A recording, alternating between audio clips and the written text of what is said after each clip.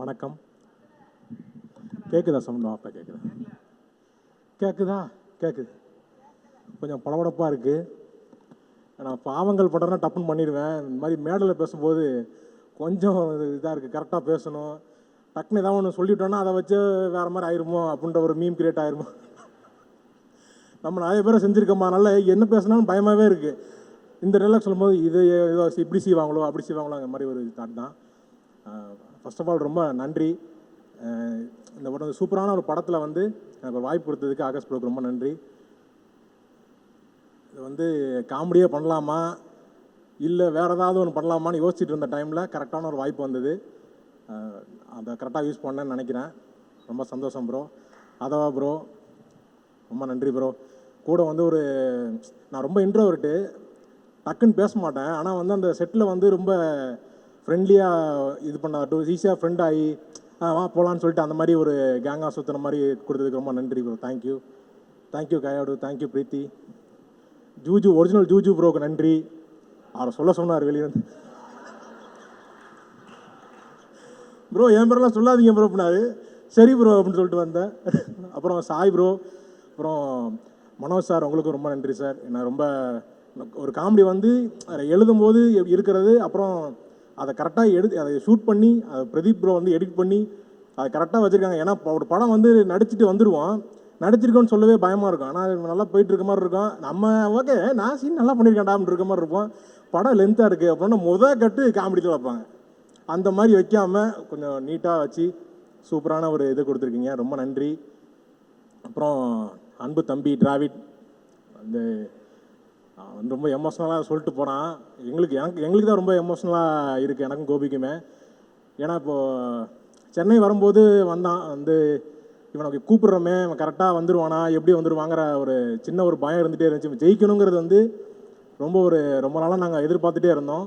அது இந்த வருஷத்தில் ஒன்று டியூடு இந்த படத்தில் இது பண்ணது. என்னோடய காமெடி ரொம்ப நல்லா இருந்தது அப்படின்னா அது வந்து டிராவிடு தான் வந்து அதை அங்கே வந்து சொல்லி எழுதி கொடுத்தான். அவனோட கொலாபரேட் பண்ணி தான் அந்த காமெடி எல்லாமே ஒர்க் அவுட் பண்ணோம். ரொம்ப நல்லா வந்துருந்துச்சு. ரொம்ப சந்தோஷம் தான் டிராவிட். Thank you thank you. அப்புறம் வந்து வேற என்ன, ரொம்ப எமோஷன் ஆகிட்டேன். அதான் ரொம்ப நல்ல வாய்ப்பு கொடுத்தீங்க. இதே மாதிரி தொடர்ந்து நானாக யோசிச்சிட்டே இருந்தேன் ப்ரோ. நான் கேரக்டர் ரோல் பண்ணுங்கள் அந்த மாதிரி சீரியஸாக சில படம்லாம் பண்ணியிருப்பேன். அதெல்லாம் பண்ணும்போது இது காமெடியாக பண்ணும்போது தான் எனக்கு வந்து ரொம்ப ஃபுல்ஃபில்லாக இருக்குது, ரொம்ப ஜாலியாக இருக்குது. எனக்கே இப்போ தான் இருக்குது. இப்போ சீரியஸான படம் பண்ண போகிறோம் இன்றைக்கி எது நீங்கள் அழுகிற சீன் அப்படின்னா எனக்கு வந்து நைட்டு தூக்கமே வராது. ஐயோ நாளைக்கு இது எப்படி பண்ண போகிறோம் அப்படின்ட்டு நம்ம அது ஒரு மாதிரி சீரியஸான சீன் பண்ணும்போது ரொம்ப கஷ்டமாக இருக்குது. காமெடியாக பண்ணும்போது ஜாலியாக ஓகே இந்த சீன்னால் இல்லை புதுசாக இப்போ தான் ஒன்று எழுதுகிறோம், ஓகே எழுதுங்க நான் வந்துட்டேங்கிற மாதிரி ரொம்ப ஜாலியாக பண்ணியிருந்தேன். ரொம்ப நன்றி. நிறைய பேருக்கு நான் வந்து நன்றி சொல்லாமல் மிஸ் பண்ணேன். ரக்ஷன், ஏஞ்சலின், மாதமுட்டி, நட்டி சார், எல்லாருக்கும் சாரி சார். நான் வந்து நான் கொஞ்சம் புதுசு இப்போ தான் போக போக நான் கற்றுப்பேன் எல்லாத்தையும். இப்போ தான் வரேன் நான்.